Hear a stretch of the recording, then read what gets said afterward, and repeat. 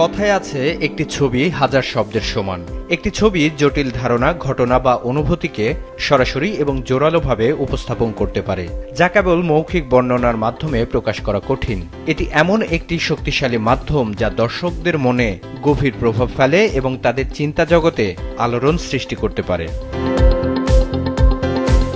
এমনই চিন্তা থেকে ছুটি রিসোর্ট আয়োজন করে আর্ট কার্নিভাল। 19 এবং 20 সেপ্টেম্বর লাইভ পেইন্টিং এর মাধ্যমে 18 জন শিল্পী তাদের শিল্পকর্ম উপস্থাপন করেন। এখানে প্রকৃতিটা অনেক সুন্দর, আর আমার সব সময় আমি যখন পেইন্টিং করি, পেইন্টিং এর বেশিরভাগ বিষয়বস্তুগুলি থাকে প্রকৃতির যত অনুষঙ্গ আছে সেগুলিকে নিয়ে।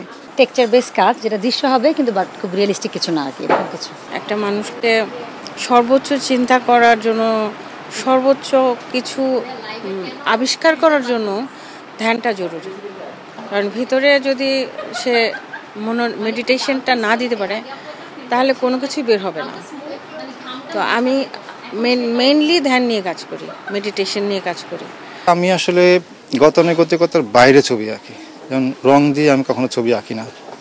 আমি আঁকি আমার দেশের একদম ফেলে দেওয়া জিনিস, যেমন কাপড়, মাটি, তারপরে নারকেলের মালা কিংবা গাছের পাতা, ডাল, এগুলো দিয়ে।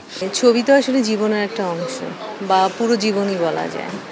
তো এটা ব্যাপারটা এই ছবিটার ক্ষেত্রে যেটা হয়েছে সেটা হচ্ছে আমি আমার এমন একটা অনুভূতিকে এখানে প্রকাশ করার চেষ্টা করেছি যে আমার পার্থিব জগৎ এবং আমার অপার্থিব জগৎ।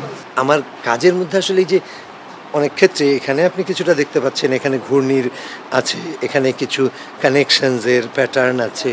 তো মানুষ আসলে যে এই যে চরকিতে ঘুরছে আমার দেখতে খুব মাঝে মাঝে খুব হাসি লাগে, মাঝে মাঝে খুব বিরক্ত লাগে, কখনো কখনো রাগও লাগে। আমি অনেক কষ্ট করে অনেক কিছু একটা করে তারপর আবার সেই প্যাচটাই করি পুরোটা ধ্বংস করার জন্য। পাশাপাশি অংশ নিয়েছিল অসংখ্য শিশু কিশোর। বড়দের পাশাপাশি তারাও মেতেছিল রং তুলিতে। এটা একটা ফল, পিছনে নীল, সাদা আর স্কাই ব্লু আর ব্যাকগ্রাউন্ড। এটা একটা লেমন বা লেবু। কাশফুল, দুইটি মেয়ে, নৌকা, ঘর, নদী, শাপলা।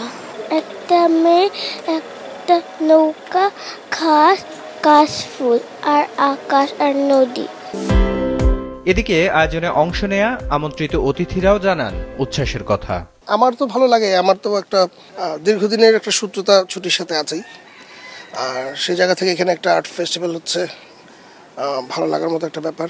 আমি ছোটোবেলায় খুব হয়তো আর্টের প্রতি ইয়ে ছিল, এখন বাচ্চারা আগ্রহী অনেক।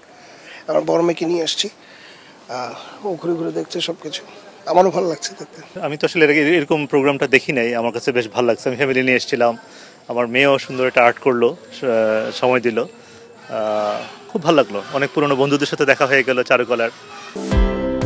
পঞ্চমবারের মতো আয়োজিত এই কার্নিভালে উপস্থিত ছিল অর্ধশতাধিক পরিবার, শতাধিক শিশু কিশোর, শিল্পী, কলাকুশলী, শিক্ষক।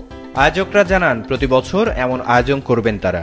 এই কার্নিভালের আয়োজনে যেটা হবে যে তাদের বাচ্চা, ফ্যামিলি সবাইকে নিয়ে আসবে, এটা দেখে বাচ্চারা উদ্বুদ্ধ হবে।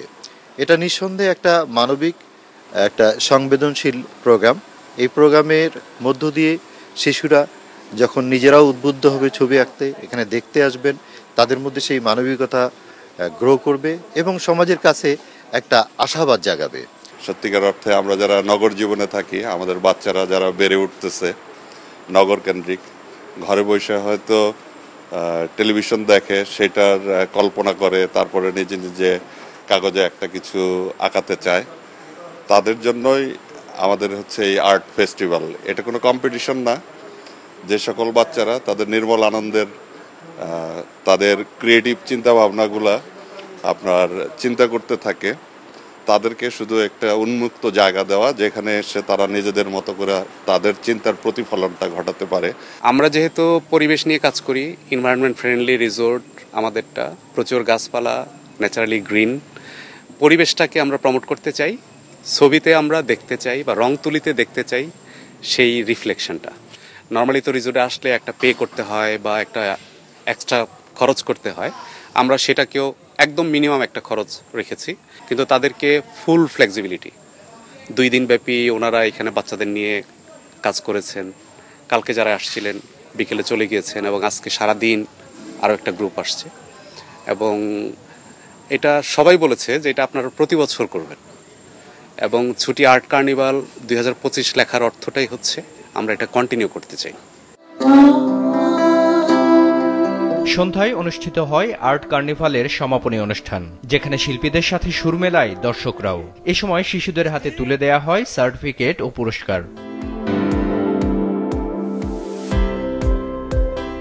যান্ত্রিক এ জীবনে স্বস্তির নিঃশ্বাস নিতে গ্রামীণ সবুজ পরিবেশে আগামীতে এমন আরও আয়োজনের কথাও জানান তারা। বিপ্লব হাসান, মাছরাঙা সংবাদ, ঢাকা।